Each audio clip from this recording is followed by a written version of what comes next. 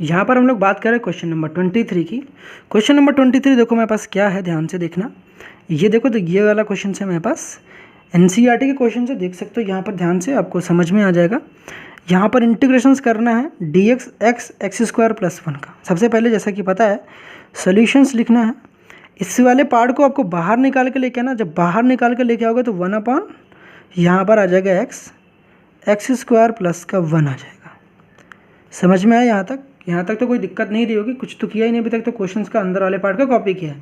तो dx को इधर रिमूव कर दो भाई, dx को यहाँ लिखना पड़ता है। देखो यहाँ dx जब कभी भी लिखते हो तो यूजुअली यहाँ लिखते हैं, मगर वो बुक में कंफ्यूज करने के लिए दे देते हैं। जब dx को आप यहाँ लिखोगे तो यहाँ पर आपको पता न्यूमरेटर में क्या बचेगा, 1 बचेगा। ठीक है, तो यहाँ पर हो गया 1/x स्क्वायर प्लस का 1। अब इसके बाद बच्चा कई बार कंफ्यूज हो जाता है कि यहाँ पर करे क्या, तो कुछ समझना नहीं ना भाई साहब। देखो ये फैक्टर्स जो है लीनियर फैक्टर्स है। क्या है? एक लीनियर फैक्टर्स। तो यहाँ प्रॉब्लम्स वाली बात ही नहीं है, लीनियर फैक्टर है। और एक ऐसा पार्ट है ये x स्क्वायर प्लस 1 जिसका फर्दर फैक्टराइजेशन नहीं करा जा सकता। x स्क्वायर प्लस 1 जब कभी भी दिख जाता है तो यहाँ पर आपको पता है कि यहाँ फर्दर फैक्टराइजेशन इसका पॉसिबल नहीं है। अगर इसका फर्दर फैक्टराइजेशन पॉसिबल नहीं है और ये क्वाड्रेटिक वाला पार्ट है तो यहाँ पर हम लोग स्पेशल सब्स्टिट्यूशंस करते हैं। स्पेशल तरीके से क्या पुट करते हैं, पार्शियल फ्रैक्शन कैसे करते हैं, a/x लिखेंगे, प्लस लगाएंगे x स्क्वायर प्लस 1 के लिए। x स्क्वायर जब भी प्लस 1 रहेगा तो यहाँ पर हम लोग क्या लिखते हैं, ax प्लस का b लिखते हैं, और उसके नीचे क्या हो जाएगा, x स्क्वायर प्लस का 1 हो जाएगा। आफ्टर दैट हमें क्या करना है, इसके बाद एलसीएम लेना है। एलसीएम के भाई साहब झमेला मैं बिल्कुल नहीं बताता हूँ, एक ही काम करना है।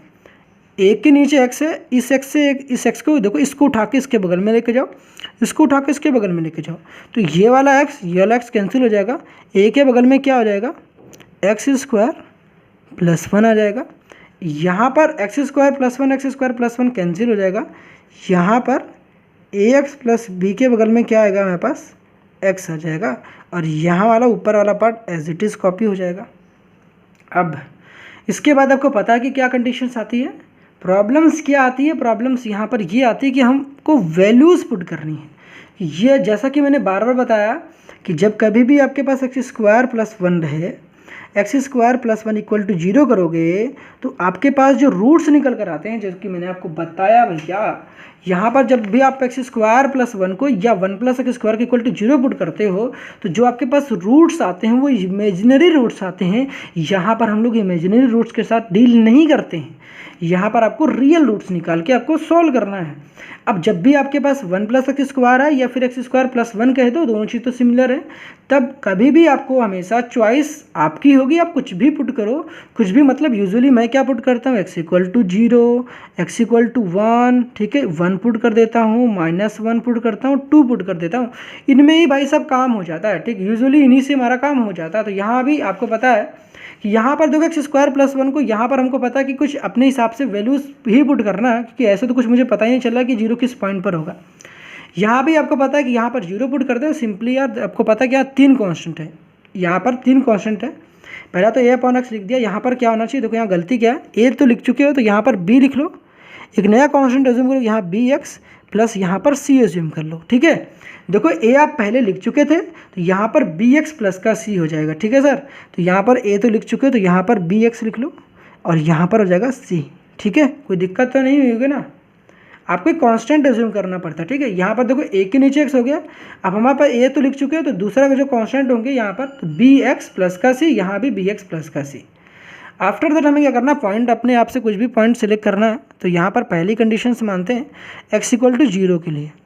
x इक्वल टू जब भी 0 रहेगा तो हम क्या पुट करेंगे, यहाँ पर 1 रहेगा, यहाँ भी 0 पुट करो, तो 0 पुट करोगे तो यहाँ पर कितना आएगा, 0 प्लस 1, 0 का स्क्वायर 0 होता है, 0 प्लस 1 कितना होगा, 0 प्लस 1 1 होता है, 0 प्लस 1 1 होता है, और 1 की मल्टीप्लिकेशन a के साथ करोगे तो मुझे a मिलेगा, ऑब्वियसली मुझे a मिलेगा। यहाँ पर x की वैल्यू 0 पुट करो, यहाँ 0 के साथ जैसे ही पुट करोगे तो 0 की मल्टीप्लिकेशन करोगे ये पूरा टर्म 0 हो जाएगा, तो केवल a की वैल्यू कितनी आ गई मेरे पास, a की वैल्यू आ गई 1। सिमिलर काम करना है, सेकंड केस बनानी है। सेकंड केस में हम लोग x की वैल्यू अपने हिसाब से कुछ भी पुट करते हैं, x की वैल्यू 1 पुट कर लेते हैं। अब 1 पुट करोगे तो मेरे पास क्या होगा, यहाँ पर 1 हो जाएगा। यहाँ पर x की जगह 1 देखो, 1 का स्क्वायर 1 होता है, 1 प्लस 1 कितना होता है 2, तो 2a हो जाएगा, तो 2a हो गया। यहाँ पर आपको पता है यहाँ पर क्या है, बी है और यहाँ सी है, भूलना मत भैया, यहाँ बी एक्स प्लस सी लिखा है, मैं यहाँ भी लिख के दिखा दे रहा हूँ, बी एक्स प्लस सी लिखा गया और उसके बगल में एक्स लिखा गया, ठीक है। यहाँ पर गंदा हो चुका था, थोड़ा सा मिसअंडरस्टैंडिंग हो गई थी, दैट्स वाई मैंने ऐसा लिख रखा था, बाकी तो समझ में आ गया होगा मेरा कहने का इंटेंशन क्या है। तो यहाँ पर 2a हो गया, यहाँ पर एक्स की वैल्यू 0 पुट किया, मतलब यहाँ पर 1 पुट कर रहे थे हम लोग, तो यहाँ पर 1 का स्क्वायर कितना हो गया 1, तो 1 + 1 कितना हो गया 2, तो 2a हो गया।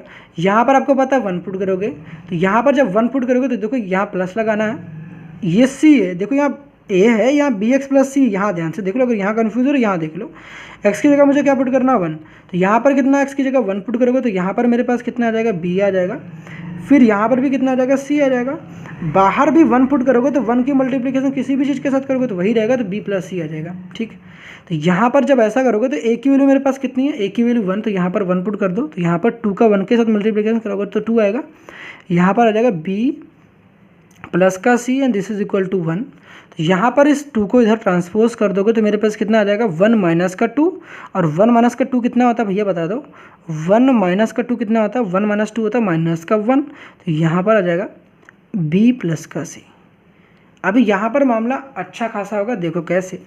फिर थर्ड इक्वेशन लेट कर लो, तीसरी इक्वेशन क्या लेट करना है आपको, एक्स की वैल्यू कुछ भी लेट कर लो, कुछ भी मतलब एक्स की वैल्यू देखो 0 पुट कर लिया, 1 पुट कर लिया, अब एक्स की वैल्यू 1 - का 1 पुट कर लेते हैं, इससे कैलकुलेशन ईजी होती है।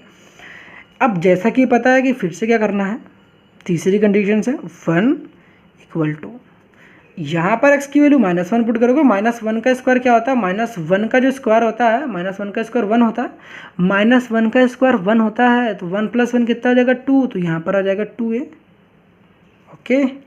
प्लस यहाँ पर देखो, यहाँ मत, अगर यहाँ कन्फ्यूज हो रहा है यहाँ देख लो, यहाँ मैंने लिख रखा है ये bx + c लिखा गया है, यहाँ पर x की जगह -1 पुट करना है, तो यहाँ पर क्या आ जाएगा, x की जगह -1, तो माइनस का b, अब यहाँ पर प्लस का c, अब x की जगह -1, तो यहाँ पर -1 पुट करोगे, चलो यहाँ दिखा देता हूँ यार -1, ठीक है, समझ में आया। अब आपको पता है कि ये वाला, यहाँ पर a की वैल्यू मुझे पता है, a की वैल्यू कितनी थी 1, तो a की वैल्यू 1 रख दो तो 2 हो जाएगा। यहाँ पर आपको पता है कि ये माइनस है, इस माइनस को मैं यहाँ पर कर सकता हूँ ना इनटू में, तो यहाँ पर माइनस लिखूँगा और माइनस का b और प्लस का c कर दूँगा, ठीक है, और यहाँ पर 1 कर दूँगा। अब फिर से इस 2 को इधर ट्रांसपोज कर दो, तो ये माइनस का 1 - 2 हो जाएगा, कैलकुलेशंस कर लोगे, लो ये दिखा देता हूँ यार, 1 - का 2 और यहाँ पर माइनस का b प्लस का c हो जाएगा। अब 1 - 2 क्या होता है, 1 - 2 होता है माइनस का 1, अब यहाँ पर माइनस का b प्लस का c हो जाएगा, ठीक है, ये माइनस से माइनस कैंसिल हो जाएगा, ठीक है, तो यहाँ पर बचेगा 1 = माइनस का b प्लस का c। अब जैसा कि आपने क्लास 10th में पढ़े, बहुत बार किया भी होगा, अब यहाँ पर देखो स्पेशल टाइप ऑफ हमारे पास इक्वेशंस बन रही है, जिसको हम लोग क्लास 10th में सॉल्व करते थे, कैसे सॉल्व करते थे, एलिमिनेशन मेथड से। तो यहाँ पर एलिमिनेशन मेथड से सॉल्व करेंगे, ठीक है। कैसे सॉल्व करेंगे, इसको आपके पास सेकंड है, ये थर्ड है, तो इसको क्या करेंगे, इसको सॉल्व कैसे करेंगे, देखो ध्यान से, यहाँ पर ऑन सॉल्विंग, इसको सेकंड ऑन सॉल्विंग, यहाँ लिख देता हूँ on solving second and third, हमें क्या पता चलेगा, सॉल्व करके मैं कहाँ दिखा रहा हूँ, ठीक है, इसको मैं यहाँ रफली दिखा दे रहा हूँ सो दैट यहाँ पर गंदा नहीं होता है। यहाँ देखो माइनस का b है, माइनस का b प्लस का c है, माइनस b प्लस c किसके इक्वल है 1 के, तो यहाँ पर 1 लिख दो। यहाँ पर देखो प्लस का b है और यहाँ पर प्लस का c है and this is equal to what, यहाँ पर माइनस का 1 है।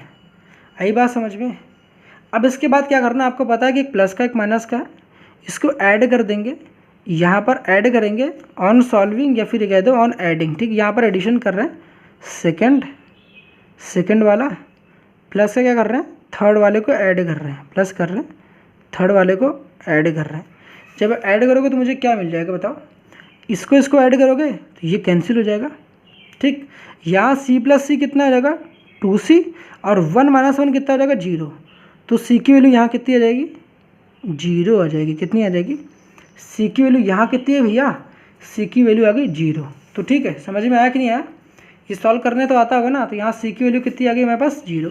अब c की वैल्यू 0 आने से मेरा फ़ायदा क्या हुआ, अब c की वैल्यू 0 आ गई तो आप किसी भी इक्वेशन में पुट कर दो, अब सी की वैल्यू यहाँ पुट कर दो, देखो सी की वैल्यू मेरे पास कितनी आ गई 0, तो ए की वैल्यू मेरे पास कितनी आ गई, ए की वैल्यू मेरे पास आ गई 1, ठीक है, ए की वैल्यू आ गई 1। अब सी की वैल्यू यहाँ 0 पुट कर दो, देखो सी की वैल्यू भी आ गई है, सी की वैल्यू कितनी आ गई 0, ठीक।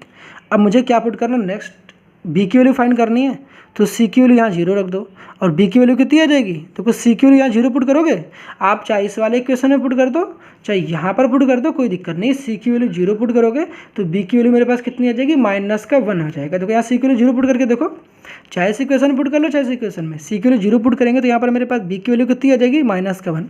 तो बी की वैल्यू कितनी आ गई मेरे पास, बी की वैल्यू आ गई -1। आई होप यहाँ तक सब कुछ तो क्लियर हो गया होगा। अब करना ही क्या है, अब तो केवल इंटीग्रेशंस करनी है, इंटीग्रेशन कर लेते हैं, वैल्यू को सब्स्टिट्यूट कर लेते हैं, ठीक है। On solving second and third हम लोग क्या करेंगे, वी गेट यहाँ लिख लो, क्या गेट करेंगे भैया साहब, मुझे क्या मिलेगा, सी की वैल्यू 0 एंड बी की वैल्यू कितनी मिलेगी, बी की वैल्यू -1 मिल जाएगा। सॉल्व कर लेते हैं भैया इसको, इक्वेशन को सॉल्व करते हैं। नाउ क्या करना है हमें, integrating both side, now integrating both side with respect to X, इसको इंटीग्रेट कर देना, पुट तो कर ही लोगे ना भैया आप, इंटीग्रेशंस 1 अपॉन यहाँ पर x² प्लस का 1 और यहाँ पर आ जाएगा dx, ठीक है। अब इसके बाद क्या करना है, a की वैल्यू कितनी मुझे पता चली, a की वैल्यू 1 थी, तो यहाँ पर 1 अपॉन का x हो जाएगा, इंटीग्रेशंस यहाँ हो जाएगा dx। c की वैल्यू कितनी थी 0, c की वैल्यू 0 हो जाएगी यहाँ पर, देखो यहाँ पर ध्यान से देखो, यहाँ c है, bx प्लस c है ना, देखो यहाँ bx प्लस c, ठीक है, समझ में आ रहा। यहाँ पर bx है, a है, तो यहाँ पर b है, फिर c है, bx प्लस c, c की वैल्यू कितनी है 0, तो यहाँ 0 रखोगे तो यहाँ पर मेरे पास केवल b बचेगा, b की वैल्यू कितनी थी -1, तो यहाँ पर ऊपर कितना आ जाएगा -x, ध्यान से देखो यहाँ पर -x, यहाँ देखो b की वैल्यू कितनी थी, देखो -1, तो यहाँ b की वैल्यू यहाँ -1, तो यहाँ रखो -x हो जाएगा। c की वैल्यू 0 है तो 0 दिखाने की जरूरत ही नहीं है, तो यहाँ पर कितना आ जाएगा x² प्लस का 1, यहाँ पर इंटीग्रेशंस, यहाँ पर आ जाएगा dx।